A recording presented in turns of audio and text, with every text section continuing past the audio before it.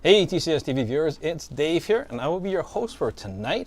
We have a very special guest here, and it is In Search of Subtlety, photography that looks past the obvious, with National Geographic photographer and Emmy-nominated director Keith Ladzinski. Now, this event is sponsored by Canon, so if you've registered for this event, we will be sending out a link for a very special offer that we can't talk about online. But if you've missed out on the registration, don't worry. Simply email Evelyn at thecamerastore.com. It's Evelyn at thecamerastore.com, and she will get you looked after for that. Now, we also have Russell Brown from Canon Canada. He is in the chat room, which is great, so he's going to be able to answer some of your technical questions. And there is a bunch of work going on behind the scenes here.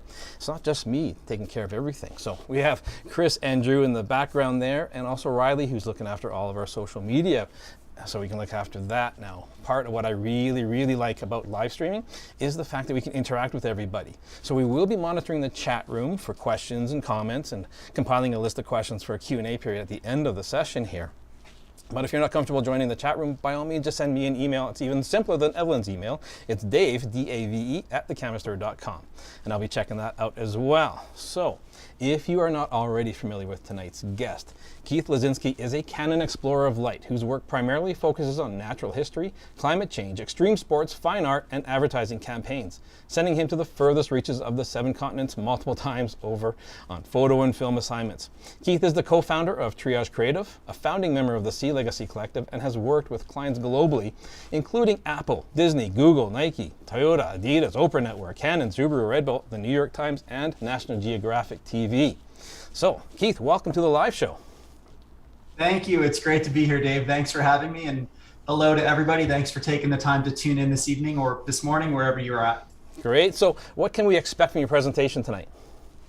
So tonight, I'm going to kind of take a different format here in that I want to break down a single story that I worked on, kind of a long form story that really will walk through a variety of different shooting techniques and kind of get behind the image a little bit for what that story sort of looked like.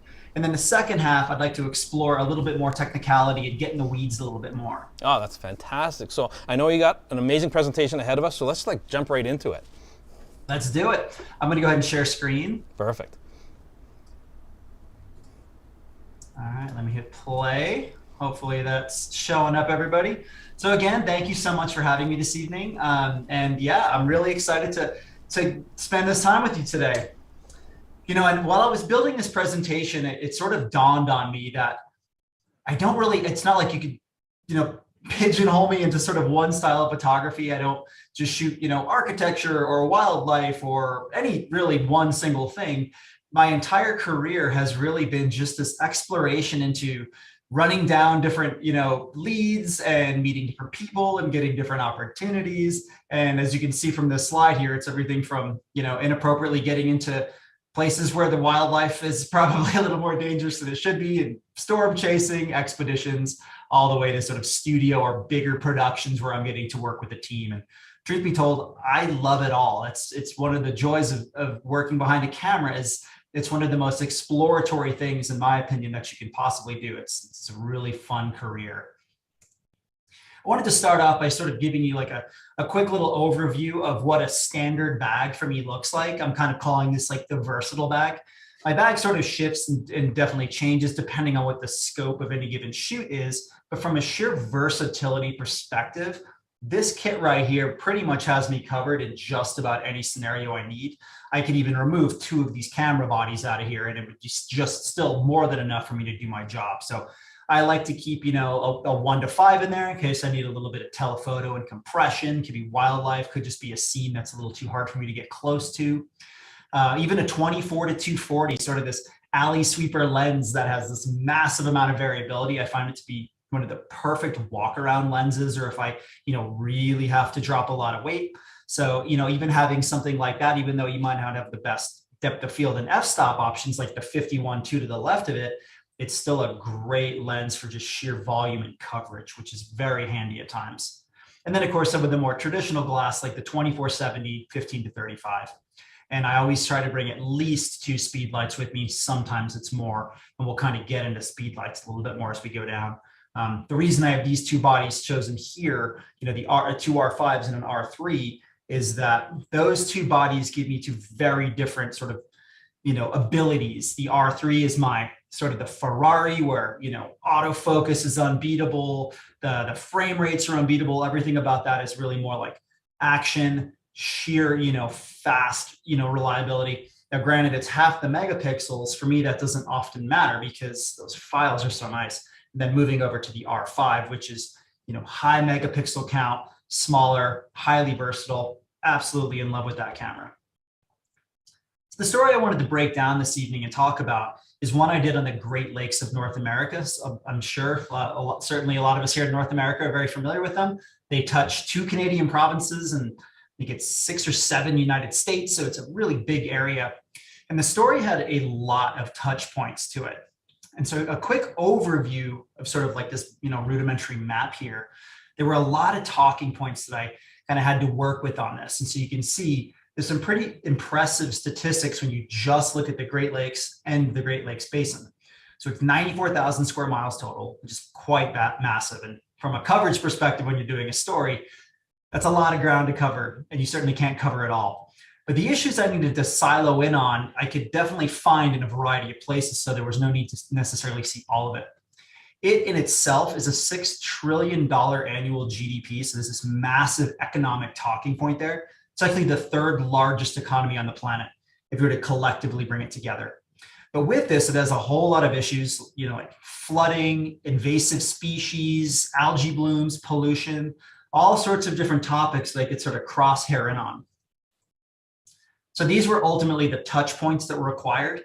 I was lucky in that I had 12 weeks of field time, which is a pretty generous amount of time to go in and cover a story.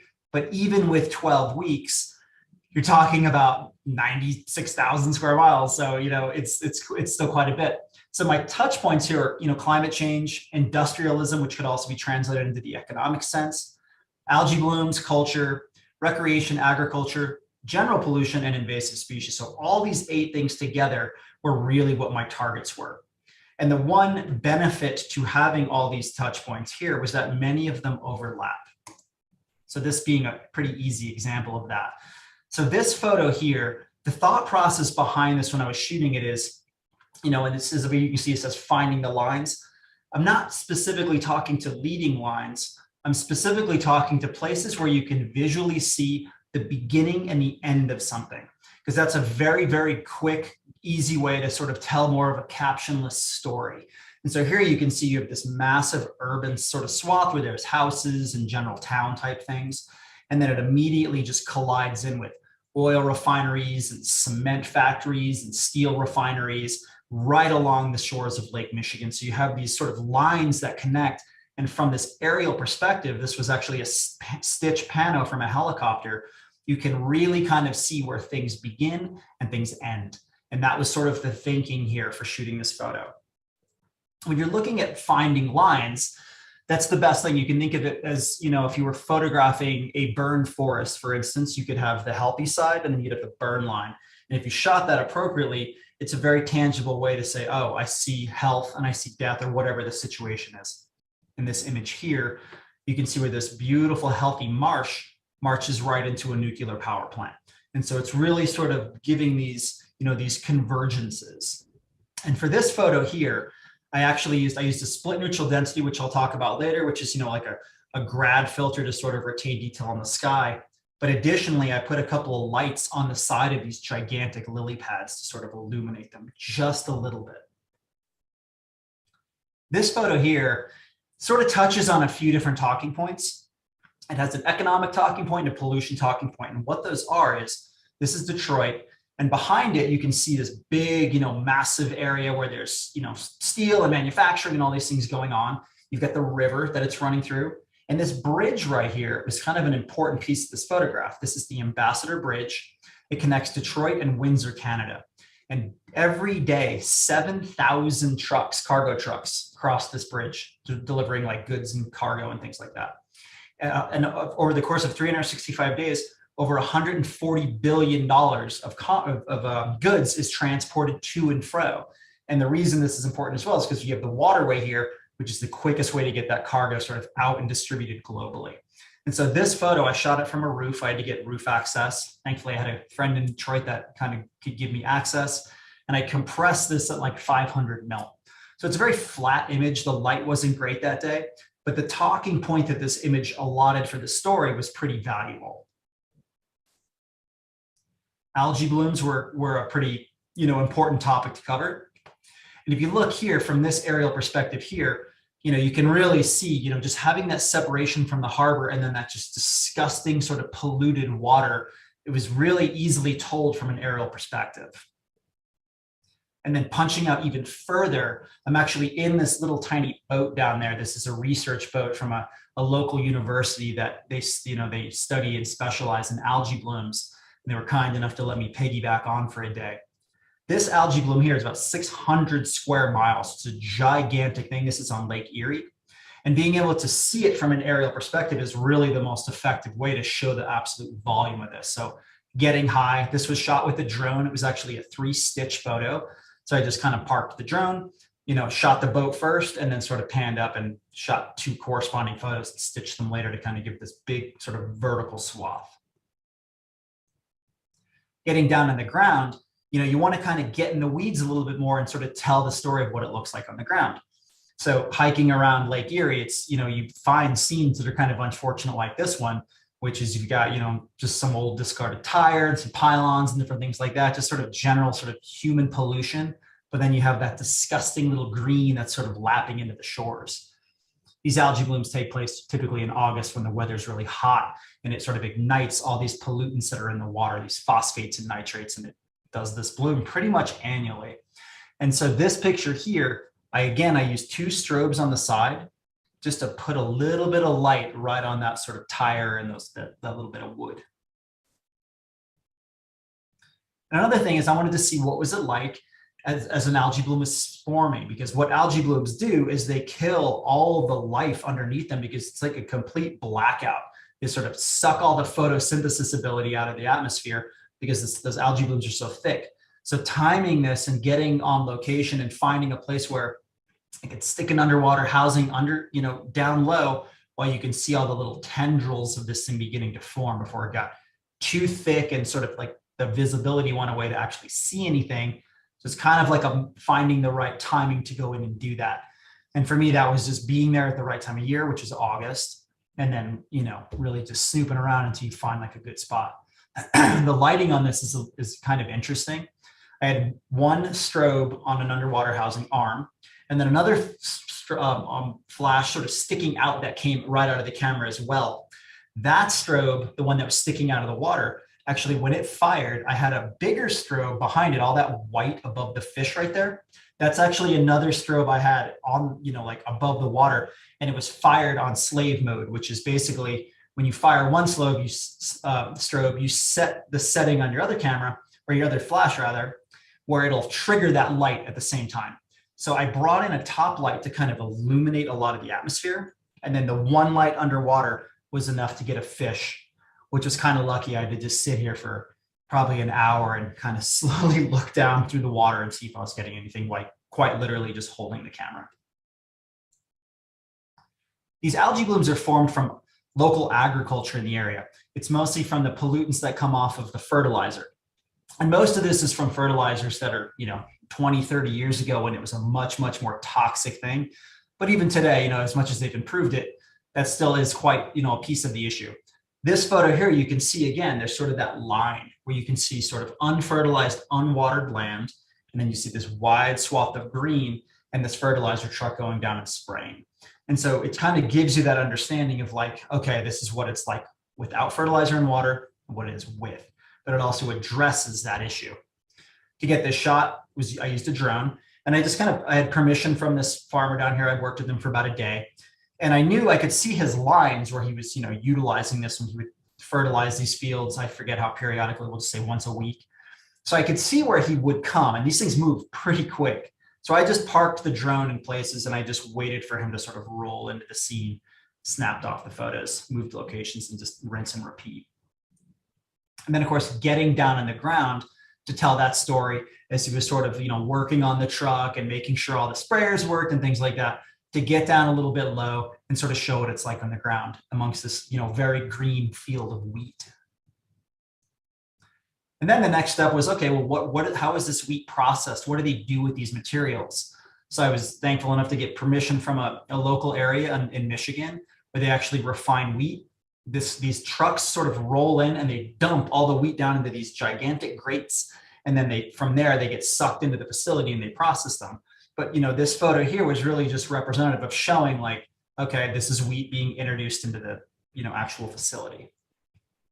And here we are looking at sort of what that, granule texture looks like. You can see there's lots of pebbles and things in there. This is raw wheat straight from the truck, straight out of the field, more or less. And then they run it through this facility where they, separate the wheat from the rocks, and then they kind of go down. So taking a detail shot of this to really help tell that story of what it looked like was important. So it's going from like big to smaller, like whittling down details to sort of make a light box that tells this, evolutionary story of what it's like from, from field or from fertilizer to manufacturing all the way into processing. This is sort of a swath they had laid out. I used one speed light here kind of behind this. And they were, this was just a sample chart for one of the engineers to come in and see how the refinery was going along the way. And so a lot of these facilities, you're working under fluorescent lights and kind of like non-photogenic situations. So bringing in a speed light or two, you can actually bring a little more texture into there and make the thing a little bit more photogenic. This is one of the massive turbines. There's actually a room of these things. Think like giant paint mixer, where they would put the wheat into different phases in here, and these drums would just roll around and they would kind of like slowly refine the wheat down into more of a fine powder for flour. I chose a long exposure here because you don't want to freeze the action, because otherwise it just looks like some random piece of machinery. So I just used a tripod. I used one speed light on very low power, about a half a stop brighter than my actual ambient exposure here, just to kind of put a little bit of detail up on the actual, up on the far right and some of those little valves down at the bottom. Invasive species being a very big issue for the Great Lakes, I went to a variety of different research facilities. This crazy looking little eel parasite thing here is called a lamprey. And you can see its gnarly teeth, so I wanted to get a detail shot to show this. What these things do, I should actually mention, is that they latch onto big fish in the lakes. And it's a pretty harrowing death. They kind of eat these things alive. These things were, they kind of like bore their way into the fish. It's like a horrible thing. This particular invasive species here, these lampreys, they nearly wiped out all fish stocks of all 5 Great Lakes. The only one that sort of was spared was Lake Superior because it's so deep. And between Canada and the US, they really put this massive effort on board to kind of figure out like, okay, how can we manage this issue? And they slowly figured out a way. So this is a really good success story of how they've managed to get all, the numbers of these things have come down dramatically, but it's like a year-round, workload to make sure that these things don't proliferate and take over. So going in and working within these facilities was pretty interesting. But again, you're working in a lab, sort of neon lights. So with the use of just a couple of speed lights, I could go in and start crafting the light a little bit more in waiting for things to kind of transpire, get macro shots, see what these things kind of look like in a tank. Down in the Illinois River, another invasive species they have down there is Asiatic carp. Now these carp is kind of an interesting story here. They have not made it into the Great Lakes yet. And a lot of the tributaries that feed into these lakes have this particular fish in them. And they have crazy techniques to sort of manage the situation. It's like a 360 day a year. They get a couple of days off for key holidays, but these group of people called Carp Cowboys, they're sort of independent contractors that work with Department of Fish and Wildlife. They freelance and they go into these different riverway systems and they do things like they shock the water with electricity to like get these things to sort of, float on the top, and they scoop them out, or they go in and they net them, and they do all these different things, because if this fish gets into the Great Lakes, it will kind of do what the lamprey did, which is really take a massive toll on native fish. So this whole invasive issue was kind of an interesting one to cover. Getting these fish to jump out of the water was definitely not an easy shot. We went to an area on a very cold, sort of snowy day where these fish kind of conjugate into specific areas, and these people that are out there all the time know where those are at. When they run them engine of the motor of the boat near them, they just spring into action. And so we spent the better part of the day trying to get in low and get a shot where that action transpired to kind of see what that fish looks like. And this was with, like a 15 to 35, probably shot around 30 millimeter. Flooding being a massive problem of the Great Lakes, certainly over the last 5 years, it seems to be breaking records every year. It's doing a tremendous amount of damage. So I wanted to find photos that sort of showed that, urban sort of skyline. This is Chicago, which is a relatively known sort of skyline look, but show places where, this is a river walk, or I guess a lake walk, that kind of goes around the fringe of the city. And, typically speaking, this water is about 3 feet lower than this actual big deck here. So getting there and using a long exposure to sort of show, the water kind of cascading down as it sort of broke in was kind of the idea with this photo here. And of course, showing what it looks like from sort of an over and under perspective. And so these high waters are really taking a toll on historic places like some lighthouses that are all along the fringe of the Great Lakes, as well as properties and businesses and things along those lines. So I really wanted to kind of show what it looked like a little bit underwater. And, with an over and under, I typically like to not have just a flat line. When you're in like placid, still water, it's nice in the Great Lakes because you have a little bit of turbulence and that little swoosh up on the right and up on the left as well. That kind of adds gives you a little bit of energy in the photo so you can kind of feel the movement of the water. This was shot at 15 mil with the Nauticam housing in an R5. And then it's like, where's all that water go? When everything pulls up, you can see there's businesses in the background that are completely flooded. I spent a lot of time photographing various interiors for those and, speaking with, and all this was just on the ground. You show up in a town, you make friends, you go make photos. This little whirlpool here was a very interesting sort of piece of foreground here. And this is in Port Clinton, Ohio. And the water kept, it was almost predictable. Like it's all wind driven in the Great Lakes. So if the wind's moving southeast, that's where all the flooding is going to happen because they don't have tides like oceans. And so it's kind of looking at wind reports and looking at where all that water is going to be pushed and then visiting those places and seeing it.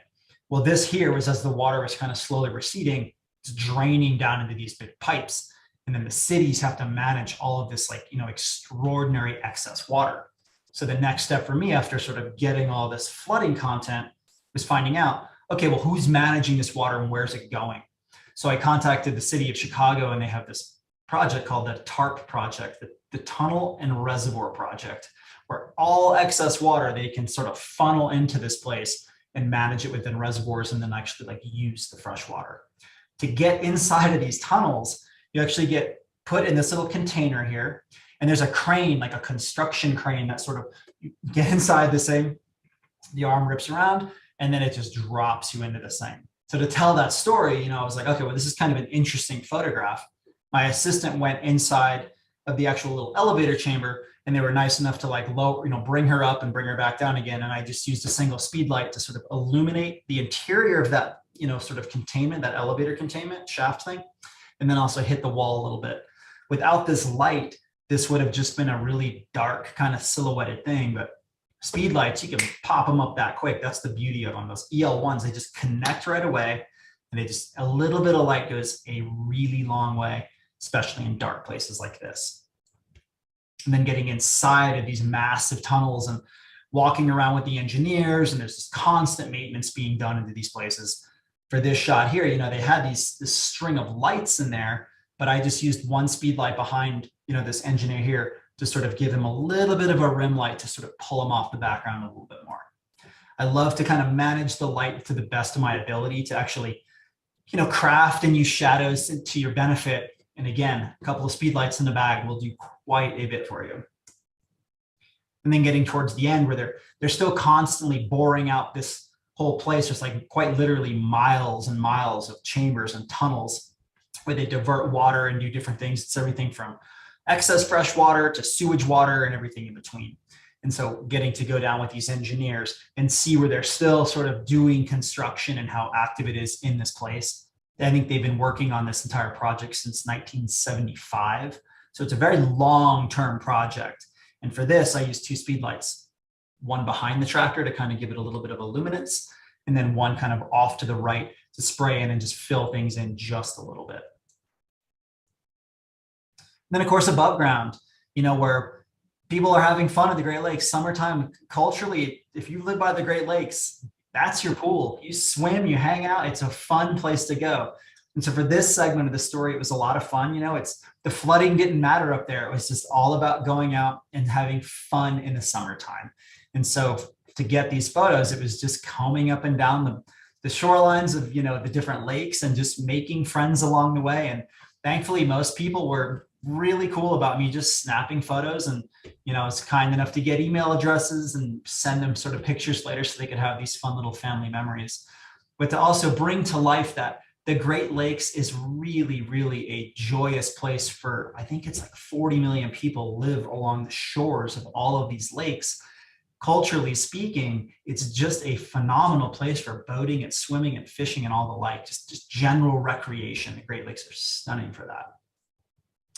And again, going in and meeting different people and roaming around, like cute little girl on the side, getting permission from her parents first and just spending, 20, 30 minutes at a time, just waiting for moments to transpire and just kind of hunting, working with the nice natural light that existed. Then the photo on the left, one speed light, same kind of situations. I like to keep the speed light like at 90 degrees off camera if you possibly can. So if you can imagine looking at this lighthouse here, my speed light sort of tucked down and low, and it's just illuminating this little young guy here where he's doing a backflip off of one of the railings and into the water. But it's really sort of celebrating something, giving a little bit of energy. You can see my shutter speed was a little bit slow. There's a little bit of ghosting coming off of his body. You can see like that fringe of a silhouette. I'll talk about that a little bit more when we kind of get into the technicalities of some of these things. And then just the natural beauty of the place as well, which is so important to capture. This photo here was at the Sleeping Bear Dunes, which is just a piece of Michigan. And this was just a total luck day. I didn't do any forecasting. I had no idea that we were going to get this supercell storm that would just walk right over Lake Michigan. And to get a photo like this, I used a split neutral density filter because your sky and your foreground, you've got different steps of light. We'll get into splits coming up, but basically balancing that exposure out. When I was composing this, it's really finding a nice line that kind of wraps around. So this little boardwalk really did the trick for that. And you can see that it's, it's covered in sand. It kind of tells the story of the location to the best of my ability on the location. But then this ultra dramatic storm just, kind of walking over the lakes. And I knew I love storm chasing. It's something I just really emphatically like to do. And it's kind of convenient where I live to go do that in the springtime. I knew this storm was going to be beautiful for a minute, but then it was going to absolutely slam into me. But sometimes you got to just take the rain and hail. And sure enough, it did. It hit us really hard. And we had to run like a mile and a half back to the car, just completely winded and soaking wet. But it's worth it when you have a magic sort of background like that. Moving into the forests in a lot of these areas, the logging, like the timber industry used to be a much bigger thing along the lakes. And it still does sort of exist. This was in a reforested area, and this new little piece of new growth kind of coming up. I wanted to kind of get down low and see its perspective and what it looked up at its sort of elder trees above it. And again, using a strobe here really helps a lot. You can see that the sun isn't exactly in it's low-ish, but it's not low enough to start giving you warm, beneficial light where, your shadows are more forgiving. You're still working in a space where, we've all been in forests, I imagine, when it's sort of high, high light, and it's very dappled. It's like you've got hot spots everywhere. From a camera perspective on a cloudless day, it's kind of an unforgiving environment. So bringing in a couple of speed lights and selectively sort of illuminating certain pieces will really kind of help as a solution to kind of go in and not worry about the rest of the exposure. It kind of falls off into darkness. There's little spaces that are lit. It's fine. The eye goes right where the light is. And that's what's so fun about working with your own light is you can direct the viewer into hopefully seeing the thing you want them to see. The autumn up in the Great Lakes is just such a stunning time of year. And this particular area here, just this little kind of tributary that's sort of running down. What was cool about it is the leaves would kind of build up under these little dams, and then they would break, and then they would flush down, and then it would just happen again. And so I just sort of waited, and I believe this was probably a 2 or 4 second exposure. I don't remember exactly offhand, but long enough where the leaves become just discernible enough, mostly because of what's around them, but giving this little bit of a flame look that sort of, pushes down as it confluences out. And just shots like this, I love working with my own light. This is just overpowering the lilies. I had one strobe above, sort of pushing down, and then two strobe arms on the side to kind of get under these red, beautiful lilies to kind of show the healthiness of some of these waters. Because the story, I didn't want it to just be a downer where you're talking about pollution and all these different tough topics, which were very important and truly needed covered. I also wanted to help celebrate, these places are still quite beautiful and lovely. And this was much more sort of leaning into the abstract, into trying to be a little bit more artful with it by just simply using light and illuminating these lilies specifically. So that was essentially the story framework there. So now I'd like to get into some of the specifics. I'll show you a whole new set of photos here. But with these photos, I think it'll be nice to go in and actually see sort of the difference in like how to like break down a scene right here. This is a lightning photo I shot like about a week and a half ago. It was, so I was like, I'm going to use this as a plate. But yeah, and just real quick, if you're interested in photographing storms and lightning specifically, the way I got this shot, I actually wasn't even planning on talking about it, but I may as well, because photographing lightning is just so much fun. You can see in the clouds over on the left, there is a little bit of movement, right? You can see that there's a bit of a long exposure taking place here. This was probably 10, 20 minutes after the sun had gone down. There's minimal color in the air, but what really was beneficial here was it gave me the opportunity to shoot exposures that were around 2 seconds. So what I do when I'm shooting lightning, specifically on storms, and if it's dark, it's a totally different situation because the lightning is really where your exposure lives. In situations like this where there's still ambient light, you are still relegated to exposing for that ambient light. So I figured out an exposure that was around 2 seconds long. This is probably about f11. I'm sure I was at ISO 50. Kind of got these things road mapped in my head, but you basically choose your ISO and your shutter speed so you can give yourself the slowest shutter speed possible, without getting ridiculous, like in the 30 seconds. You don't want to use an ND. You don't want to do something that's going to allow that lightning to be difficult to expose. You really want to go in there and just try to buy yourself a second or two, or even a quarter second. And then from there, I just put the camera on intervalometer and I just let it shoot. And I put it on the lowest duration possible. So there's very little time where there's blackout. It's pretty much just exposing as constantly as I can allow it to. And two things happen when I do that. One, I get a really nice time lapse. If you shoot, a few hundred or more of these photographs, you can then go into a program like Adobe Premiere and use those photographs and show that storm in action kind of in time lapse mode. The other great thing too, you can then cherry pick your favorite photos out of that time lapse, in which case this sort of wild piece of scattered lightning from above was just a cherry pick right out of a sequence of about 400 photographs. So that's my way of shooting sort of day lightning. You can use light triggers and things like that. I have used them in the past. They are effective. But truth be told, I like to double dip and get a time lapse out of it, but then also see what I get from the lightning side, and it's generally pretty effective. So speed lights, I've mentioned these a lot during that sort of Great Lakes segment. I absolutely love using these things. They're just so light and it's incredible how much power you can get out of them. This is just a nice little behind the scenes. You can see I've got one on a tripod and I've got an assistant over there sort of pointing one a little bit more towards this little feature here, this little monolithy thing. And then the other one, he's pushing a little bit more to his left so I can spray the foreground a little bit more. Now the photo I was shooting was this. So you can see I try to keep the lights out at all costs unless there's an effect I'm trying to bring in. It's nicer to sort of, in my opinion, to just sort of bring the, just bring the light where you want it. The exposure here is about -1. So that really moody storm behind this, wild piece of sandstone here.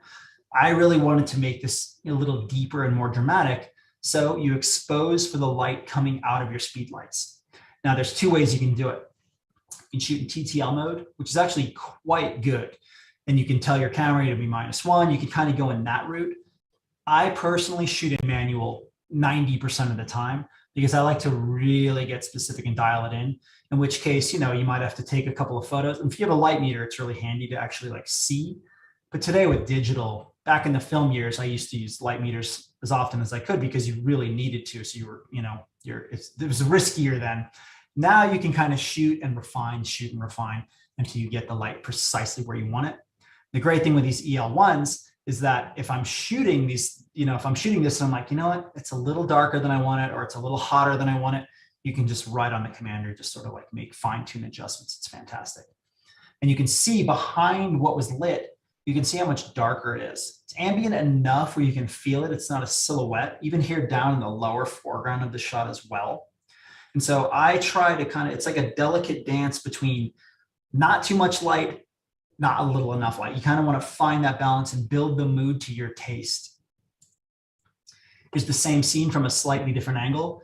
And this was actually used with 5 speed lights. And the good thing about a situation like this is you can hide those lights, so you're not seeing them. It just kind of brings in this little bit of a luminance. But because there's so many little 3-dimensional objects in there, you can hide these little tiny, the speed lights are so small. I like mono lights as well, but speed lights just give you a little bit more nook and cranny type, abilities to work with. And so here you can see that by putting light on a lot of these various monoliths, you can actually go in and create a little bit more of a 3-dimensional sort of look to the photograph.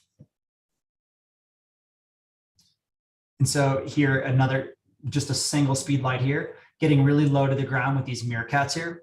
The worst part about this photo is I was getting utterly eaten alive by fleas. There's like fleas all over these little holes.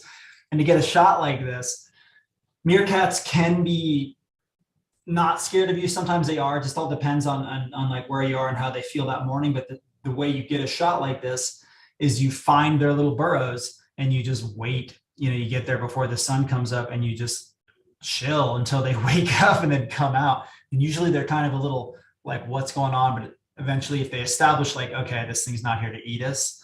And I just have a little speed light on a tiny little Manfrotto tripod just right off to the right and just popping a little bit of light in. And what's nice about the speed lights too is I'm still at a very shallow depth of field here. You can turn them down so low, so you're just kind of giving a kiss of light. So you're not just like blasting them.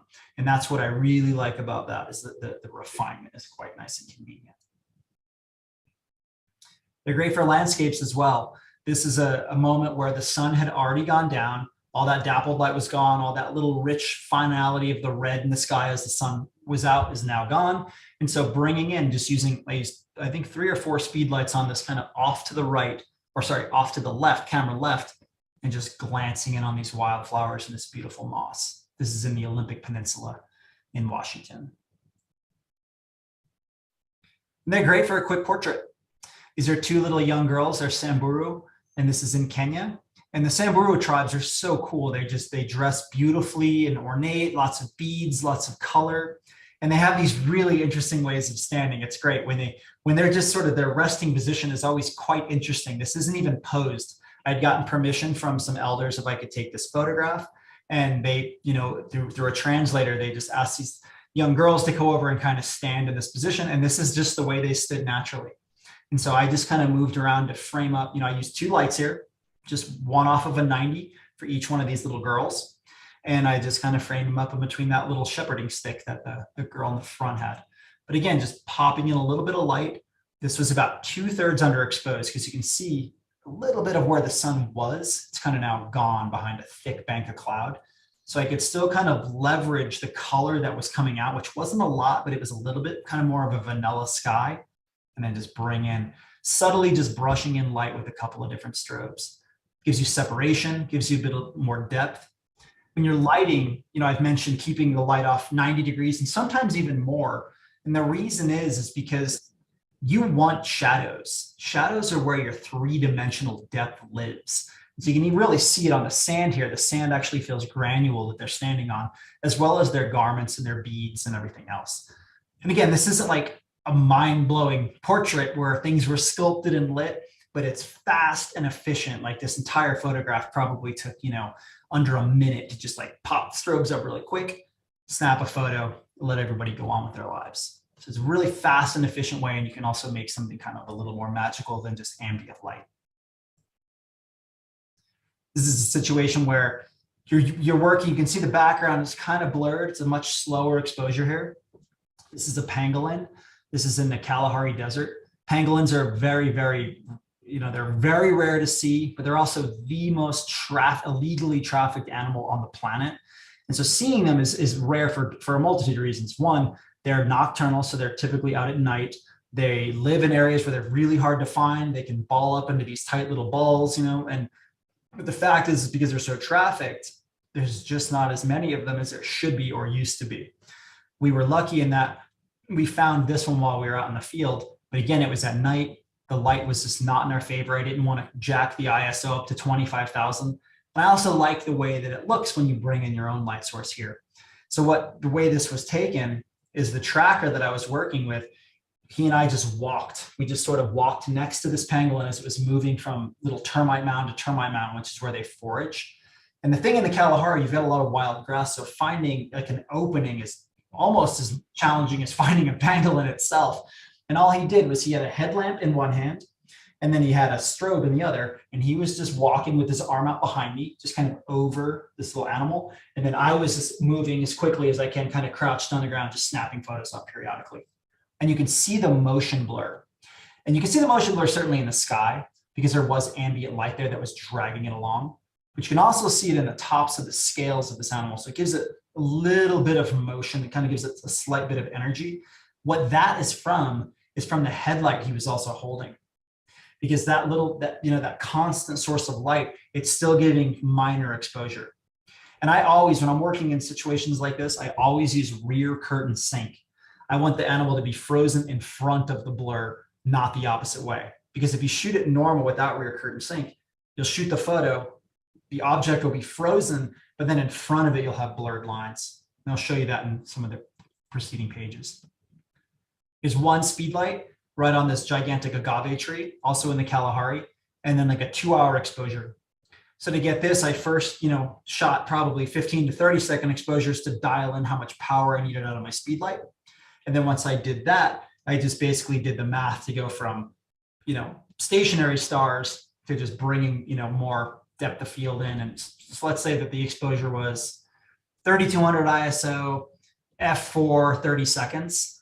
If you want to go for 2 hours, you got to start doubling your exposure time. So 30 seconds to 1 minute, 2 minute, 4 minute, 8 minute. And as you double your exposure, you either have to drop your ISO or you have to move your aperture around or your shutter speed around. And so basically doing that calculation, I know that's probably pretty vague. I would look that up if that didn't make any sense whatsoever. The takeaway here is that I wanted to first establish my exposure with the speed light and see how much illuminance I was going to get. So I didn't, leave it too dark or leave it too bright as I made that calculation for long stars. But once I got the speed light dialed and the exposure dialed, then it was turn the camera on, go to bed, see what you get in the morning. So motion panning, kind of similar to that pangolin. Right here, you can see you've got this runner coming down a snowy trail. And it doesn't have a whole lot of energy to it, right? She's just sort of frozen in mid-space. In this particular scene here, you want to separate the subject a little bit more from this because it feels a little bit flat. So one technique to do that is this. You can do a motion pan. So this is a 1/4 second exposure. Rear curtain sync again, so you can see she's frozen in front of the blur that's behind her. And that strobe being in rear curtain sync is very important here because we're freezing the action on her. But what I do is, as she's coming down, running down the trail, I'm just panning with her and then hitting the shutter and timing it to the best of my ability. You have a 1/4 second where you're blind, but it's sort of just anticipating when that stride needs to be right, finding the perfect body position, and then letting the strobe do all the rest. And all the white lines, that's just the ambience that could be exposed enough from just available light around it. But it gives it substantially more energy than this. So it's a very simple technique, but you can inject an entirely different look into the photograph. Again, we have a very similar situation. This is from kind of a little crazy Red Bull project from, I want to say 2015, where this guy, Chris Sharma, who's one of the best climbers in the world, he had this dream to climb a giant redwood, just like he would rock, because he grew up in Central California where there were redwoods. And so he wanted to go and actually try and climb one, which was extremely hard. And he was on a rope. He's on a top rope here. You can kind of see it on the right. But this photograph here, I shot these, we had to make a short film. We also had to come away with a handful of photos that sort of told that story. And I shot it with just ambient light. And it was kind of hard to pull him out, even though he was wearing brighter clothing. The forest just kind of felt like it was swallowing him up. So I went about halfway up a tree, and then I had an assistant go a little higher. And we were firing light down and, dropping the background exposure a little bit. So now, all the emphasis goes towards Chris. But even still, to me, it still felt a little bit, motionless. So I started doing motion pans, which is basically, in this case, I was just dragging the photo down. And I did a few where I drove it in different directions, but the downward way, running linear with the trees, seemed to be the best. But you can see the difference. And this, I don't hate this photograph, but I prefer this one a lot more. Now, the thing is, Chris has minimal motion blur on him if you were to pan in or sort of zoom in. And so the ambient exposure, you can see the trees where light didn't happen, specifically the tree to his direct right. You can see it's very dark in there still. So as soon as the flash goes off, I'm everything the light's hitting, it's kind of freezing. And all the pan is only being affected by ambient light. So this is a really fun one to try. If you have one speed light, you can try this in your backyard or anywhere.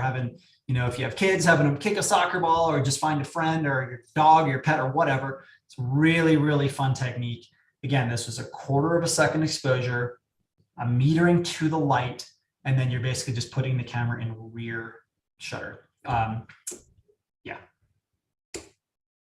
you can also do it with the spin too. So instead of dragging the camera vertically or left or right, I'm actually taking the camera and kind of starting it at like a 45 kind of cockeyed and then twisting it around. And then the strobe's freezing the action. The photo on the left, I actually shot in 1998. That's an old film photograph. You can see, and it kind of works. The spin technique certainly works with different types of sports or activities. Whereas here, linear made more sense. Whereas here, the swirl makes more sense because this guy's on a half pipe, which is definitely more of an arcing sort of a situation. So spinning it with the motion he would be coming really works. The portrait on the right, this is actually shot up in Canada at Lion's Head. And this is one of the local climbers there. He's a great guy, and he was also into motocross. And so I used to shoot a ton of portrait photography for a magazine that I had a monthly column in, and it was always a portrait of someone and who they were and what they did. And so for him, I kind of wanted to do something a little bit different and put a little bit of energy into it. So he went into the woods just right behind his property. And I used the spin on this one. I tried it in a variety of ways where I shot relatively traditional, but in this, just the way his body was with the bike, it just kind of gave it a little bit more. And also, people that don't know the technique just assume it's some like really weird Photoshop technique, and it's not. You can just do it all in camera. You can also do it with the zoom. So this right here was shot with a 24-70. I had a big mono head off to the right because it was kind of a far distance to throw the light. And this guy was just highlining across these rocks right here. And behind him was a peak of Rio de Janeiro. This is down in Brazil. And to shoot this, I'm racked in at about 70 mil. And I'm going to say this was a 1 second exposure. And as soon as he hit the shutter, I just start zooming back out to 24 to the width I want it. And just do it kind of slow, and you have to time it. And luckily, highlining is what he's doing here, just walking across the slack line. It's like a really slow sport. So I had a lot of opportunities as he went back and forth to do that. But you can see as you zoom, all of that exposable light right there, it just sort of exposes and sort of lasers out. You can do it either way. You can do the 70 to 24 way, the 24 to 70 way, whichever you want. But the zoom technique is a really, really fun and entertaining way to try and get a completely different look for a photograph. So monoheads specifically. Monoheads would be something like a Profoto B1X or an Electron Ranger pack or something along those lines. Something that's going to pack, more wattage than a speed light will. And so as much as I love speed lights, as soon as you start getting into bigger situations where you really need to light a much larger area, monoheads become very, very handy. So with this shot here, which I'll show you the result, you can see I've got an assistant kind of perched up on the rock, and he's got two heads with him, and he's just pushing these things off from a 90-degree angle. And here's the shot I was going for, shooting directly into the sun. So I needed to overpower the ambience that was pushing out, but then also be able to still light the entire cave. So this was just 2 monolights, 90 degrees off to the side. my ambient exposure in the back was about -1, 1 1/3. So I really wanted that to go away. I didn't want the sun to be so overpowering that it just went full white. I wanted to salvage as much of it as I could, but then overcompensate it with the strobe that was coming in. And also waiting for a peak moment when the climber was actually doing something that was a little bit more athletic, like in this case, making a move where his foot peeled off. This photo here, I remember when I shot it and I put it out on old angry social media, you know, and a lot of people were saying it was like the worst Photoshop job ever. And to be perfectly honest, that was quite a compliment to me, because what you're seeing here is kind of an odd illusion. This really sort of ripply reflection of this guy climbing on this little buttress right here. What it actually is it's a dam. So it's kind of like an infinity pool dam. And right at that weird, awkward breaking line is a little waterfall. And so this is what the behind the scenes of it looks like. You can see from where the mirror, sort of like semi-mirror piece of water ends, you've got that little cascade, and the distance between the piece of rock, that little buttress, is between 75 and 100 feet. So getting that separation, you're not getting a perfect, your reflection is off kiltered because it's not coming into the water. It's actually behind the water. So where it reflects is higher. And so it's a very strange illusional thing. And I remember seeing, I'd been to this climbing area and I walked out to where the dam was, and I looked down and I was like, oh, this would make a really weird shot. But I knew in order to get it, I was going to have to bring in a ton of light. So the panel on the right, you can see just this cluster of big bright lights. That was actually 5 B1X Pro Photo lights. It took a tremendous amount of light because it was about 200 feet at least away. Probably it's hard to kind of see from this shot, but it was quite far. It was on the other side of the river. And I had to illuminate, much more than I needed, because I'm trying to basically isolate in what I want. And the way this is kind of a corner, the way this wall is, it's kind of at a 90 degree. So lighting some of the head wall and a little bit of the flat wall was kind of the point. So that's kind of what's going on here from behind the scenes. This was just a extremely lucky background. This was also in Rio de Janeiro, working with the same highliner actually. And we'd hiked way up to the top of this mountain called the Agave Stone, which looks down on Brazil or down on Rio. And the idea was we went up there, we were going to shoot this photo right at twilight when the city started to twinkle alive, and we were going to shoot it in the blue hour. We had this whole plan. And then right off the Atlantic rolled this unbelievably photogenic storm. And we were thankfully quite high up on this mountain. And so we were looking kind of down on it. Well, about 10 minutes after this photo was taken, which by the way is 2 monoheads. One, right, I pretty much composed this right where his high line was connected. So just off to the right, you would see this thing anchored into the wall, same off to the left. But by composing it this way, it kind of feels like he's more or less like an infinite space, thousands of feet off the ground, just by basically composing it that way. Well, this wall of weather hit us, and oh my God, it was the most treacherous down climb you can possibly imagine, because we're up on this big granite mountain.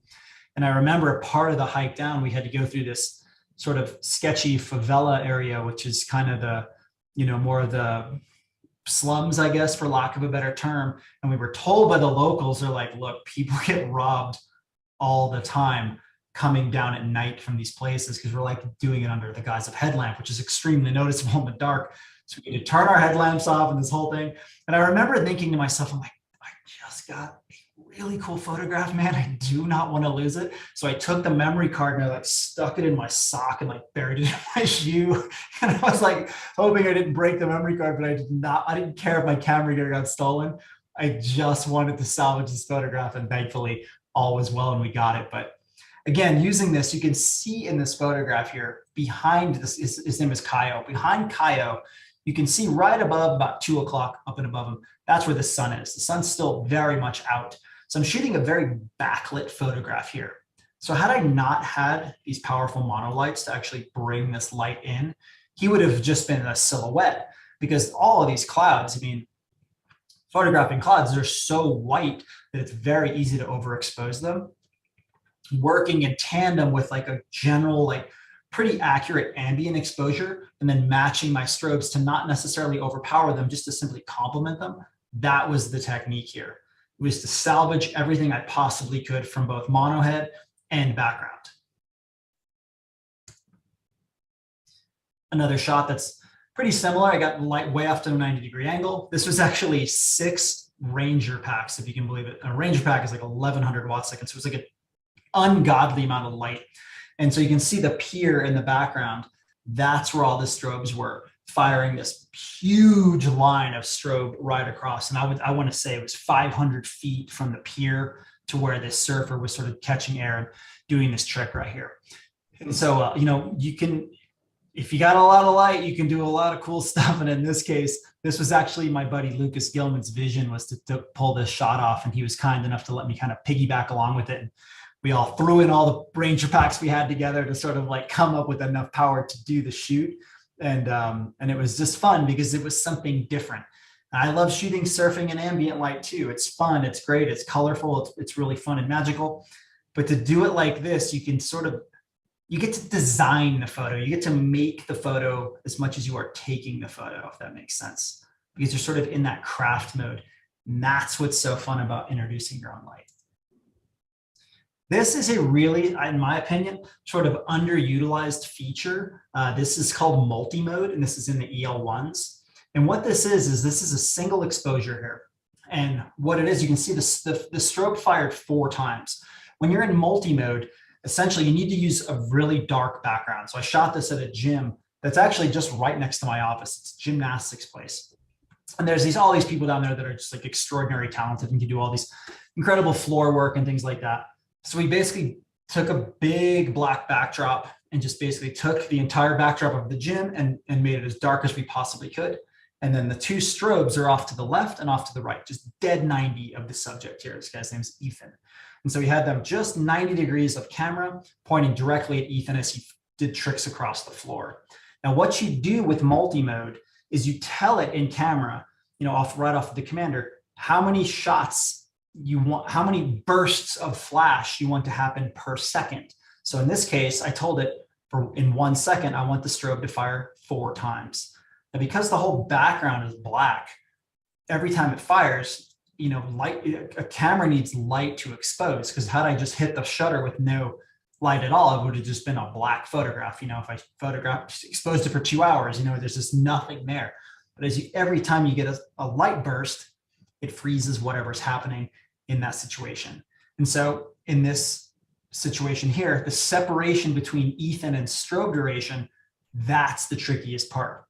Because if you do too many bursts, or if he's going too slow, or you don't do enough, many things can happen. If you do too many bursts at once, let's say I did 10, he starts to really centipede together and kind of blur himself over.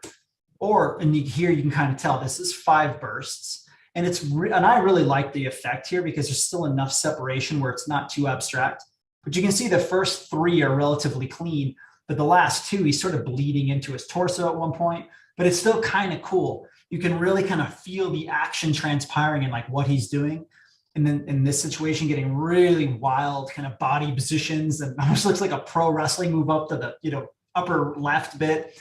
And you can just see like the muscle intensity of this like gymnast right here, you know? And so this technique is just so much fun. And I have big intentions of exploring it a lot more with different sports and things. But this is just 2 EL1s on multi-mode. And then just sort of finding an area that's dark enough. You could have someone just run, or you can do a multitude of things. Anything with, I would say, pick something with horizontal momentum, because you'll find out real quick, most of the photos, it's like a refining process of figuring out like how fast subject is going, how many bursts you need in a duration for any single exposure. So this is a 1 second exposure. And then once you hit the button, the strobe just knows to fire at will. You do nothing else. You just hit the button after you tell it how many times to burst. And here it is again, I think it's 7. Let me see, 1, 2, 3, 4, 5, 6, 7 exposures. And here, you know, luck is definitely a piece of this, because if you look at the far left, the final 3 body positions, Ethan just so happened to be in between himself. And so that kind of helped. There was a lot of shots that I probably should have showed a bunch of the bad ones as well, but it ended into himself entirely too much. So again, it was just refining, working with your, you know, whoever your talent is in the situation, and just, you know, working in tandem. And the beautiful thing is I could show him what we were getting, and we could refine it. He could go slower. I could change the burst duration, etc. But the effect at the end of the day is really, really fun and totally unusual. light painting is a technique I imagine some of you are familiar with, perhaps all, but it's basically just working with a non-strobe. This photo here, I actually shot this in 2006. And this was a 30-second exposure. I had the ice climber kind of just like stay stationary on the ice. And I was firing my camera remotely through a pocket wizard at the time. And I was just off to the left with a big sort of halogen floodlight that I got at a gas station, or not a gas station, automotive store for like $30. Like this big, light with a big battery on it. And all it is the climber was holding position for me intentionally here. And you're just sort of pulsing the light on and off. You don't want to just continuously hold the light down, because with light painting, you can really get hot spots very easily. So in this case, it's almost like throwing the light down and turning the thing on. You're quite literally almost throwing brush strokes down onto your subject. And if you can figure it out and do it, in a way where you're not getting hot spots, you can really create really interesting illusions where, to do this with a strobe, you'd have to modify the thing and snoot it out. And there's just different complexities if you were to do it with mono heads or speed lights, which you could, but sometimes a more efficient way is a big, mono light. Situation like this is, to strobe this would be, you'd have to get some wild permissions. This is in Sequoia National Park. And, using my friend down there as a small piece of scale to really show the size and scope of this tree. And shooting it in the daytime, I did a couple assignments actually on this particular park over the years, and shooting at night in forested areas or places where, you're going to have a lot of duplicity, so to speak, where, if you shoot this in the daytime, you're going to have to compete with the rest of the forest. Shooting it at night and managing your own light, that allows you to kind of go in and put, specificity on the situation. It's like, I just wanted this tree to be the primary focus on this shot. And this tree is called, it's called Zen. It's got like the coolest name. Branches are super cool. The tree itself's got a great history to it. But going in and lighting it, by light painting it, was the most effective way, because the tree is just shy of 300 feet. It's a gigantic thing. This is on Mount Kilimanjaro. This is a giant grousel tree. It's a big kind of Joshua tree-like cactus that's endemic to this part, to actually this whole band of mountains that are in Tanzania and Kenya. Right behind it, you can see Mount Kilimanjaro, sort of, the summit of it under the sun, where all the little snow is and everything else. And these trees grow at a very specific altitude. I think it's between like 12 and 16,000 feet, so quite high up.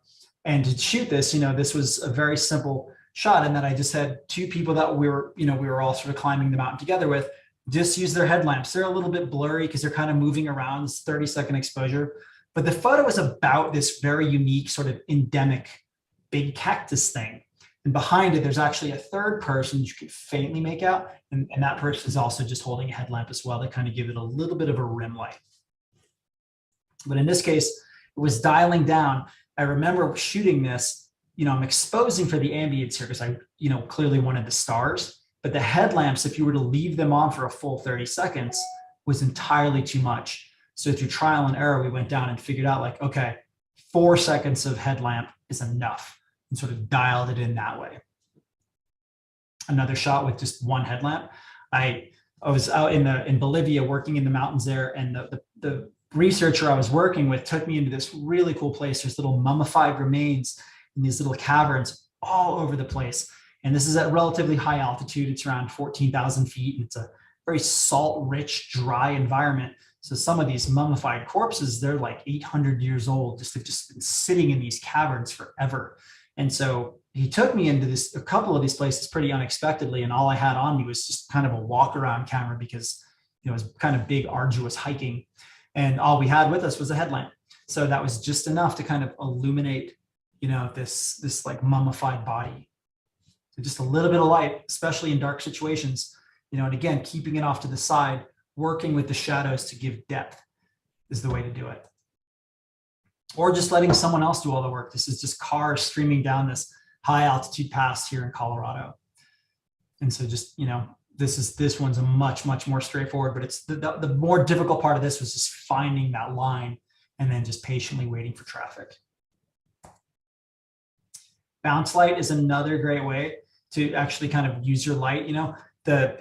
basically all what I have is I'm just sitting on we're on the top of this little climb right here, very tight working conditions.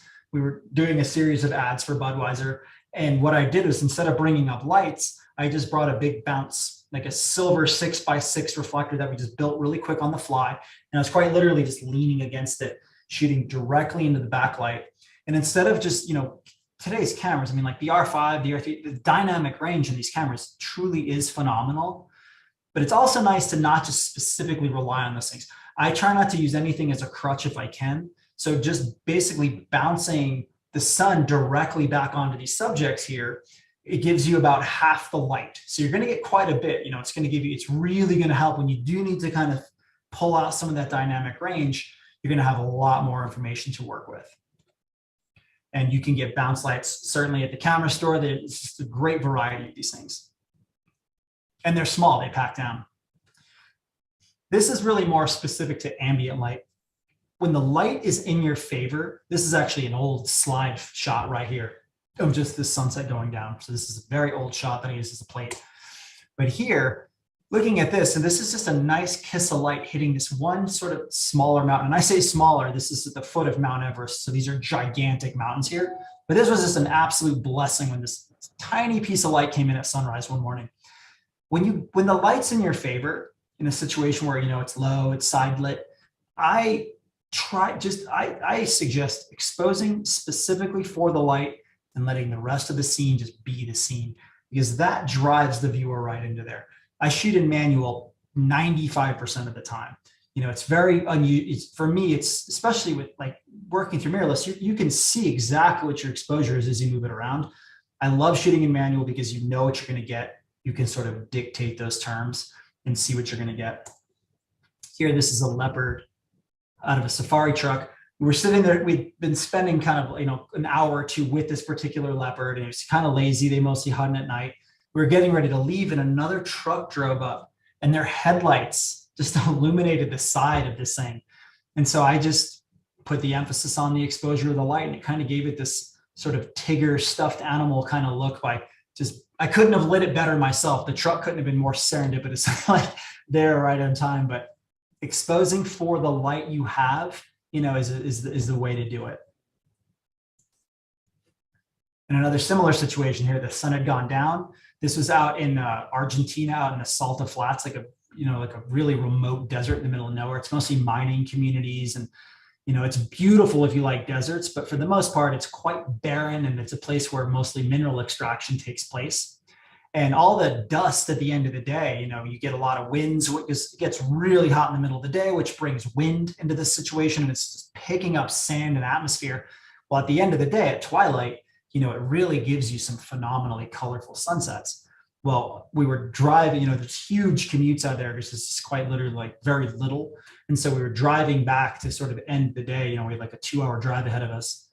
We were crossing over this bit of railroad tracks, and just the illuminated light reflecting right off of these highly polished pieces of metal where trains are constantly going across them, it caught the light perfectly. And so again, just let the silhouette go, and it just gave a nice natural sort of leading line. And I did use a small split neutral density filter above this, like a 2-stop neutral density at a 0.6. Again, exposing for the light. This is high noon light, which underwater is the best because it's coming in at a 90-degree angle and it's diffused in the water, exposing for the light, letting the rest go away. And it's nice here. This was in the Bahamas where you have these great white sands, so it's kind of a nice bounce underneath, but still specifically honing in on the light that you're given. And lastly, this side light, similar situation to the rest, just to beat this point like heavily into the ground. It's basically use the light you have. There's more depth when you do it that way as well. You can still see there's a little bit of frost on these animals. This is a really cold winter morning, but working with your light and not shooting it in, aperture priority or shutter priority or any of those modes, just going manual and specifically honing in on the quality of the light. So for those not familiar, this is a split neutral density filter. There's a variety of companies that make them. I personally prefer the glass ones. I use the high-tech Firecrest, Hitachi, I think it's Hitachi Firecrest.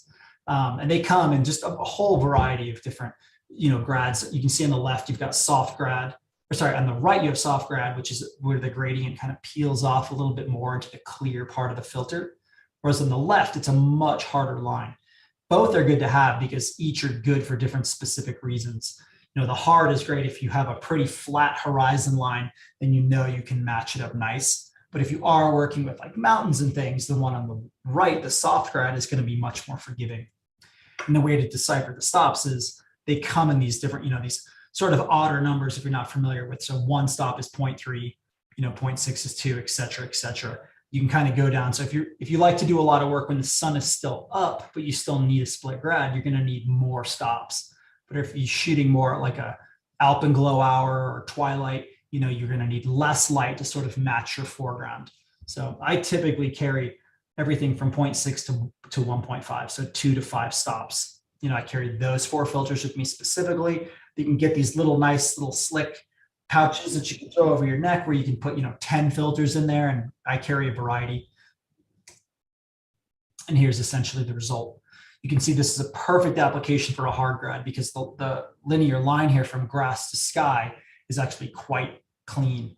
And then for this photo specifically, I actually used 2 grads. I used a 1.5 all the way down to the actual, no, sorry, I used a 1.5 to the gray clouds, and then I used a 0.9 behind it to get down to the orange. And I did that because the orange and the gray were 2 different exposures, and of course the grass was as well. So I actually stacked 2 split NDs here to pull this photo off. And again, you're not relying solely on dynamic range of the camera, which again is great, but you're going to get more detail if you can balance out your exposure. This case here, I'm using a polarizer, a hard ND. This is actually 3 filters. So most of these filter holders, you can put 3 or even more if you start bolting on different things. I use 3 in this case: a polarizer, a 3-stop hard neutral density filter, and a 3-stop, a 0.9 split to sort of salvage the sunset. And then a hard grad, like a 3-stop filter to darken things down so I could achieve a 4-second exposure here, and then a polarizer to kind of reduce the glare. And this photo here was just a nice stormy day on the central coast of California where the waves were smashing up and creating this, you know, the water was pooling up on top of this little piece of sea stack here and then just pouring down naturally like a, you know, really unusual but really pretty waterfall. So anytime if you're, let's say you're out and all you have with you is like a 50mm lens or something, you know, this probably sounds extremely obvious, but just stitch the photos together. This right here, this was shot with a drone. This is Mount Everest. I shot this from about 23,000 feet, like kind of down below the adjacent peak on the right. If you drill straight down to all that corduroy glacier right there, that's where Advanced Base Camp is. So I would fly from there, and I worked with the drone manufacturer to get codes so I could fly at higher altitude. So this is about almost parallel with the summit of Mount Everest right here. I had just enough battery to pretty much get to where the shot was. I'd have about 5 minutes to shoot, and then I'd have to fly it back down and land. And I did this for 2 weeks in a row, and I got this really great, colorful sort of alpenglowy sunset in one day. And this is 52 photographs, and stitching it was a very difficult process. You know, Photoshop does have a phenomenal, you know, photo merge stitch software built into it. But something this big, when it's 52 photographs, I had to actually stitch this thing in strips. So I would stitch, you know, a piece of, you know, I just kind of brought this thing down and stitched it in lines. And then I stitched all of those things together. And that was the only way I could get all the lines to talk and communicate, because otherwise everything was like kind of messy. And so it was a lot of stitch work, but the result is quite cool. And it's very rare that I would shoot this many shots. But this place is just so big that it required a much more heavy lifting from a stitch perspective. This was shot, my gosh, 7 or 8 days ago out in Oklahoma. This was a beautiful supercell that was kind of blowing by. And the storm was just so big that even 15 mil was just like nowhere near enough. And so what I did was I just shot, this is 5 or 6 photographs where I just, you know, shoot a plate, and go all the way over. And on the about, you know, 3 or 4 frames in, I got really lucky and got a bolt of lightning, which is just like such a gift. and then just stitch the whole thing together, which allows you to obviously get, getting much more megapixels, which is always nice. But then you're also getting the ability to shoot in a much wider way, and it stretches your perspective. It's quite fun. And you can do it with action. That lightning, as much as we could consider it action, was more of a luck thing. Whereas here on this base jump right here, I knew specifically that these are my friends, that they were going to jump. And so what I did was basically shot the action first and then stitched from left to right after. When you're shooting, I think we see life at our height, right? So if you're 5'5", you're going to see most of your life is witness that 5'5", unless you're crouching down to tie your shoe or getting in bed or whatever else it is. Getting eye level with what you're shooting will amplify and change that experience. So, I don't recommend anybody getting out of a safari truck to like lay on the ground to photograph a lion, but I was thankfully with a good guide friend who was willing to do this. And we got out of the truck and shot right underneath the truck, which of course the lion immediately was like, looking at us like dinner time. But getting low and looking straight into this, there's a different intimacy than shooting sort of down onto the subject. Here it's much more intense because you are looking at it from eye to eye. So getting low is just a great way to kind of come in and amplify things and make it feel either bigger or whatever else. This was in the mountains of the Santa Marta Mountains in Colombia. And we stayed up on the side of this mountain for a few days. We were working on a project about birds. And this is Jose Costiano to my right here, who's sort of like nose to nose with the horse. And while we were up there we were there for 3 days, and there was this beautiful white horse that was sort of roaming in the pastures at this little place that we were staying, very, very remote. And this horse has its own history. It used to work for the FARC. It was like a pack animal that would, basically be like transporting cocaine or whatever, like up and down the mountain, it's whatever goods these guys were making up there. And so they would bring these things, using this thing as a pack animal. When there was a treaty signed and this whole area became peaceful again, basically the government just is letting this horse and a handful of others just live out at pasture. Well, these horses do not like people because they've had a really tough history with humanity. But this horse was so beautiful. And every day when we would, in the morning or when we'd get back in the evening, I tried to get pictures of this thing and it would always run away from me.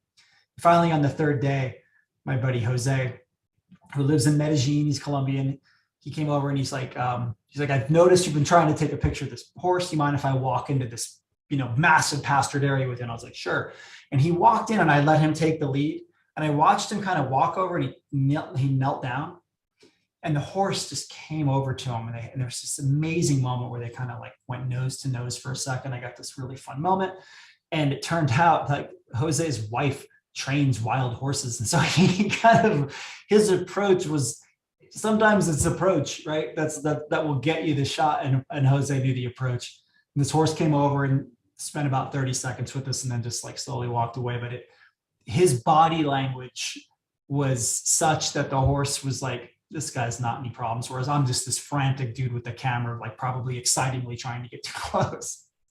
But getting low brings that photo to life a little bit more, and also getting to utilize the negative space of the sky behind it. Again, getting low and sort of shooting up at things. It makes these folks feel taller. There's an intimacy working at wide angle. This is at like 15 mil, and in the middle of nowhere, the Western China and the Tian Shan Mountains, and these Uyghur folks who were staying kind of near one of their camps, and they use real yurts, and they were excited to come over and see what our nylon yurts looked like, and just fun to photograph some of these really cool little cultural encounters. But getting low, using a wide angle lens. I love an intimate wide. And, that's one of the fun things about working wide angle. It's not necessarily just taking these big master shots, but actually getting in close and expanding your field of view, in a way that your eye wouldn't normally see.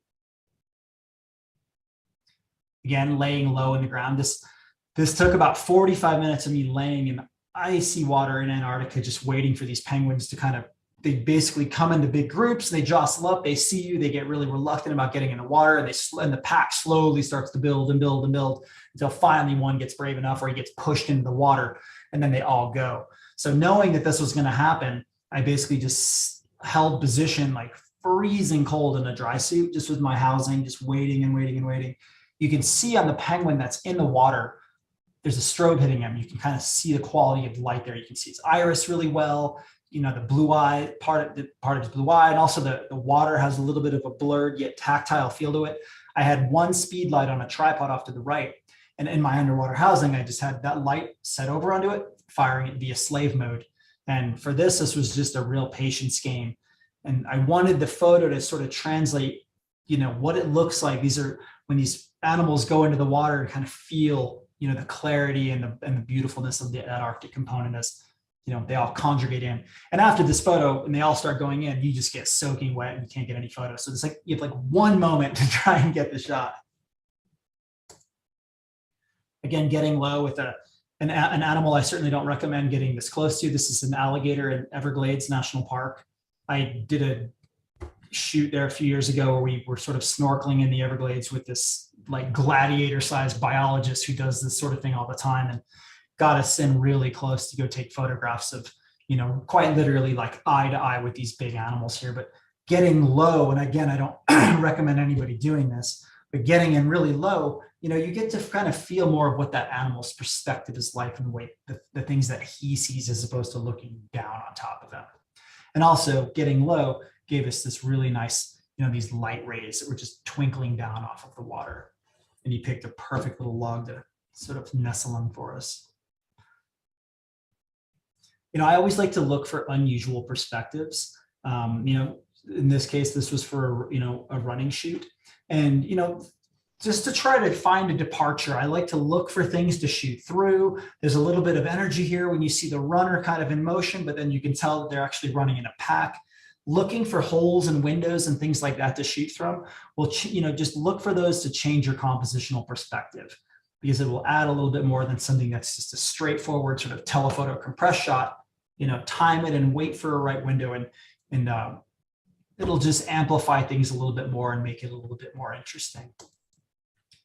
Working close to the macro lens, sort of, like a just seeing what this person is seeing by getting in really close. This is with the 100 mil macro. And, the hard thing about this is handheld. So you're like in and out of focus. You need a very patient person that's willing to let you photograph their eye. But getting those reflective eye moments, it's just a fun little trick to do, to go out and just see things a little bit differently and get a detail. And, I anytime I go out on a shoot, I like to think of it as like, what's my light box at the end of the day going to look like? I don't want every shot to be like a big wide, I don't want that similarity to be there. That's why even like with just the 24 to 240, you can go out and really kind of sculpt and change and shoot a whole variety of different things just from that one lens. But moving around, swapping out your focal lengths, looking for details, looking for your wides, looking for, it's not just the hero moment. Like approach any given day as if you're like on an assignment. And what is that? What is the experience of your day? Did you find leaves in the forest? And was there a bear in the tree and whatever else? It's kind of like mixing all those things up. And from these photos here, it's just using a variety of techniques. I think about having now been shooting for nearly 20 years. It's almost like construction in the sense that you go out onto a building site and you're kind of having to work with what you have. And then there's always going to be little problems that happen along the way where you're like, we don't have enough of this, or this is flawed, or we have too much of this, or this is really working. Throughout my career, the one thing I've noticed is that you get to play with, tricks and successes that you've had over the years on one shoot. They become something that you just have at your disposal. So if you're in a situation and the light's really bad, you're like, I'll do a motion pan. Let's make it different. Or I'm going to throw a speed light in here. Or you know what? I'm just going to get a detail of hands. Whatever it is, just mixing up and making the most of what you have using the gear you have. You could do a lot with just a 50. It's just moving around and finding things that give you more variety. And just finding the subtleties. This is clearly a rock climber, clearly super strong, but you don't need to see his face. You can just see he just got done climbing. He's all, his veins are sort of puffing out. He's sort of finishing up now, coiling his rope and probably moving on to chalk on him. But you don't need to see his face. It's just enough to kind of still get the idea by really just blocking out your shot in a completely different way. So it's like looking for the nuances. It's also a really fun way to hunt. This is, creativity on a budget. I've talked about underwater housings and things. The thing with, an underwater housing is super expensive. And I know there's a couple of pro photos in here and those are expensive too. And even if you don't have those, you can see on the right, there's a split neutral density filter on here. This is like a $10 fish tank that I got at an aquatic store up in Montana to go shoot over and unders.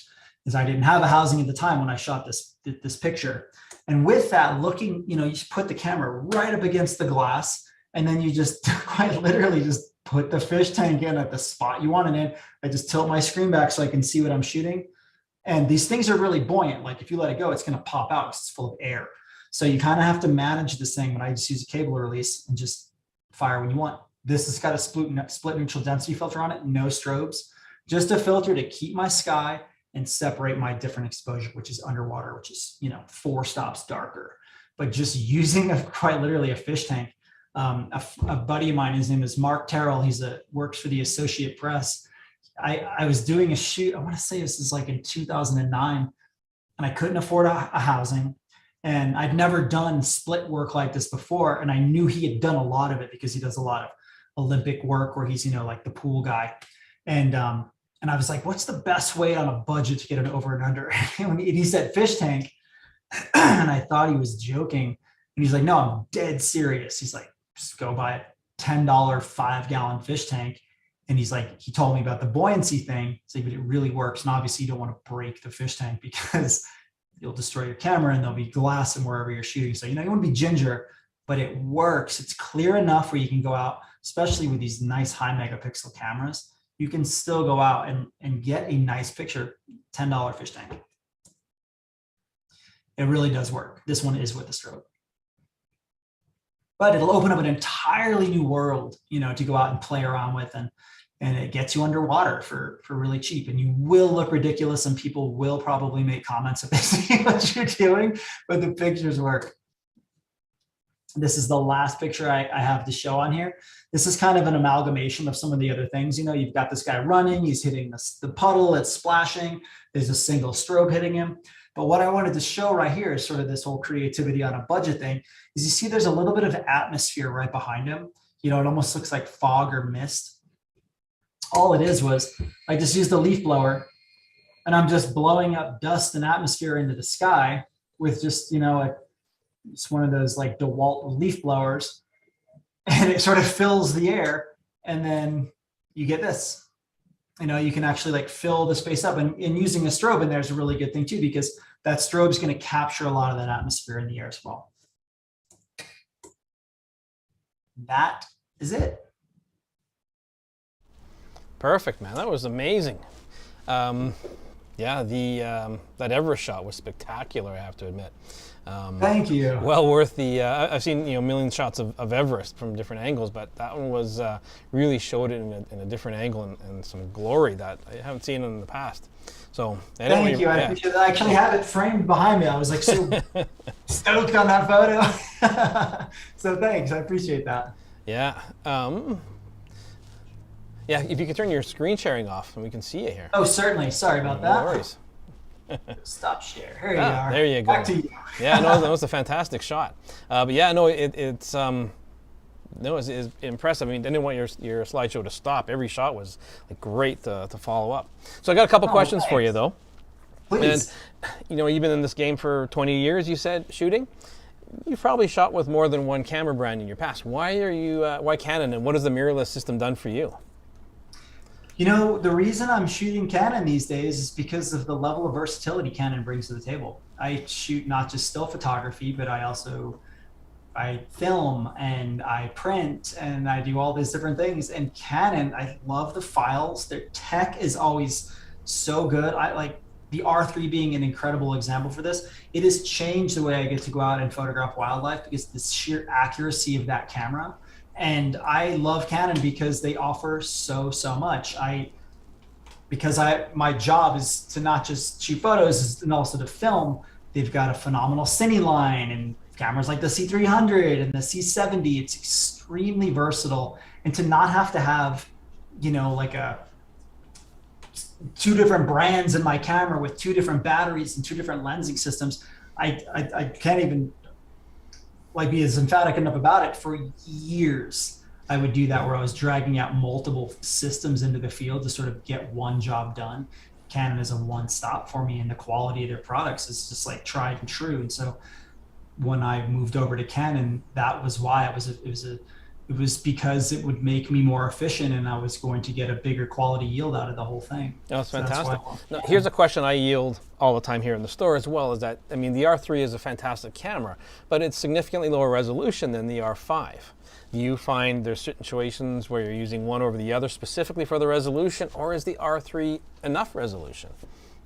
I mean, for me, for what I'm shooting the R3 with, it's plenty of resolution. And I will say, when you look at the files, when you look at an R3 file and an R5 file, they are both beautiful. The R3 it's very rich. Like, you can upres that file very, very easy. It's extremely forgiving. It's a stunning, stunning file. And sometimes I just need 30 frames a second. Seemed like a very ridiculous thing when that camera came out, and I was lucky to kind of go out and use that camera like earlier than most people. And I was like, this is so many photographs. This is going to be like a nasty edit. I'll tell you what, if you're photographing birds or anything that has gesture built into it, or even an athlete doing something kind of explosive, I can't tell you how often I miss a shot. So being able to go in and actually grab it from there, and then those files are stunning. I absolutely love them. So it doesn't bother me that it's half the resolution. It really doesn't, because the application of which I'm using it for, I don't really need. I remember shooting with like 8 megapixel cameras, like 26 is still amazing. It's just that we weigh it against what else is out there. These high sports, these really high frame rate cameras, it's 26 is plenty. So you're using the Canon EL1 speed lights. So they're relatively new for Canon. And something that's really unique about them is that they can go to an extremely low power, which a lot of speed lights don't have. Now, is it the versatility of these speed lights? I mean, you use it a lot in your photography. Is it just that they're so flexible? And with your using speed lights, are you using any modifiers with them? Soft boxes or better beamers, anything like that? Sometimes I do mod them out. A lot of times I'll even just use a bounce, and I'll just push it into that bounce. The thing with the speed lights, whenever I'm using them, I'm generally using them in a lightweight fashion, where it's a position where it could be a travel situation where I was restricted of how much gear I could bring, or it could be the fact that I'm going really deep into the field or whatever, or there's just functionality that strobe has that a mono head is not going to give me. So, I love that those, it's a similar battery to like the R5, so like I can use the same charger. There's all these little benefits to using those EL1s. But the thing that to me is one of the best features about them is they're small and light. If I have 4 of them in a backpack or even a side bag, or someone's helping me carry a little bit of that, I can lug them into places and put them into smaller nooks and crannies that, a mono head would be a little bit more difficult to use. Now, having said that, I look at all my camera gear as really a tool for a solution. And so if I need to do something specific, I'm going to choose that one specific thing. Like, you could go out and, I showed a photo where there was like 5 B1s. You could use 20 speed lights to do that same thing. But, do you need to? So it's really, I just kind of weigh what I'm trying to achieve with the gear I'm trying to use, and I try to find the best middle ground that I can.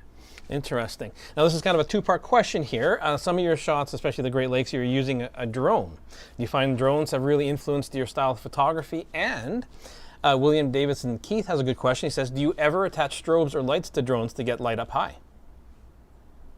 I have done that, and it's so fun. To do that, you need something a little bit heavy lifter, I think an Inspire 2 could pull that off. I've used the big Octa drones in the past to do that.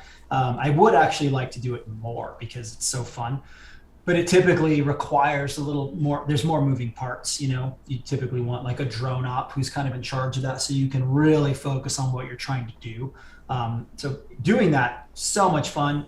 It's something I'd love to do more of, but I have done it. But specifically as how much drones have influenced the way I shoot, it kind of goes back to the previous point in that I try not to lean on anything as the thing. I use drones specifically when I need to sort of tell that piece of the story. The thing with drones, and I say problem here, it's probably not the right word, but the problem with drones, aside from me wrecking them all the time because I kind of fly a little recklessly at times, the bigger problem for me is that everything looks cool from up high. So you can just sit on a drone for a while and get a lot of shots. The thing is the most of the work I do when it's not recreational, because I do try to shoot recreational as often as I can. I use it as a tool. So it's a piece of telling, a broader story. And so I think things like drones and action cams, those are things that offer you a solution to get a shot that you wouldn't be able to do with your other camera without, needing to hire a helicopter or a Cessna or a massive drone that you had to bolt the thing on. It's, I use the small Mavic 3, fits in a backpack, super easy, but it's a tool. It's a tool more than it is anything for me. Interesting. Now you also use grad filters a fair amount. You talked about those, the solid ND, what have you. You rather use filters and try and get as much as you can in camera, or have you used HDR very often? I've used HDR a little, and I probably should explore it a lot more because, truth be told, when I was trying the whole HDR thing out, it's been a number of years. Most of the work I try to do is I try to achieve as much as I can in camera, and there's sort of two reasons. I'm lucky in that I get to work with such a cool magazine like National Geographic, and you just are not allowed to do that much post when you're working for National Geographic. They have a very strict ethic that they treat your shots like they're film. You have to send in your raw photos. So I can't really send in pictures and where I've gone in and stacked HDR and even double exposures. They are just completely frowned upon over there. You have to shoot everything as close to, what you can get in camera. And so for HDR, for like commercial work, I should probably start readopting that. But I try to shoot everything as in camera as I possibly can. And there's so many great tools that can do that. And split grads and speed lights are really the way that I combat unforgiving light. Interesting. And the last comment here, you're saying, you mentioned that like telling the story a lot with your images. So do you always have like the bigger picture of like the Great Lake project in your mind, or do you kind of look at a single image as trying to capture a story within that single image? It's a little of both. I try to go in with as much of a sort of pre-production mindset as I can to have targets and do as much research as I can just to arm myself for better success. But truth be told, projects like that being a really good one to talk about, you are sort of sniffing along the way, right? You're trying to figure the project out as you go. You're meeting people, you're getting leads. And then when you get a lead, you're trying to come up with an idea, but you don't really know what the location is going to be like until you get there, and then, so sometimes I'll have a shot in mind and then I get there and I'm like, oh dude, this is like completely impossible to pull off. And then you have to start pivoting. And I think that's where experience becomes a really good ally, because you're looking at something that is totally different than a preconceived vision you may have had. And the next thing you know, you get into problem solving mode and you start, you have to figure out like, okay, how am I going to make this? How is this photograph going to tell the story? So I rely on luck any chance I could get it, but I also rely more heavily on preparation. Awesome. Well, Keith, we sort of have to wrap this up. We've gone way over our time. I could talk with you all night. All right? I am so sorry. I know the funny it's thing, okay. I thought I couldn't see my clock because I was full screen. And in my mind, I'm like, oh, I'm going to go early. So, so I have to admit, I apologize to everybody who I've went a little bit over. It's fantastic. What I do like is, you encourage people to really practice your technique and practice, and not every image is going to look amazing, and take your time to learn your techniques. And I think a lot of people are kind of scared of speed lights, and you use them so much in your photography that it really adds to your photography. It doesn't. I think a lot of people think speed lights sort of detract, but you can use them as such a creative tool. So I like that you've used them for so much. So I have to thank you for joining us. It's been fantastic. I would love to have you on again. We got so much more to talk about with your product there. I want to thank Canon for sponsoring the event as well. And make sure if you guys want to take advantage of that offer to email Evelyn@thecamerastore.com and she will get you looked after. Until then, thanks for joining us. And Keith, thanks for coming on. Thanks, everybody. Remember, your successes are in your failures. Go experiment. It's the best part of photography. Right on. Take care.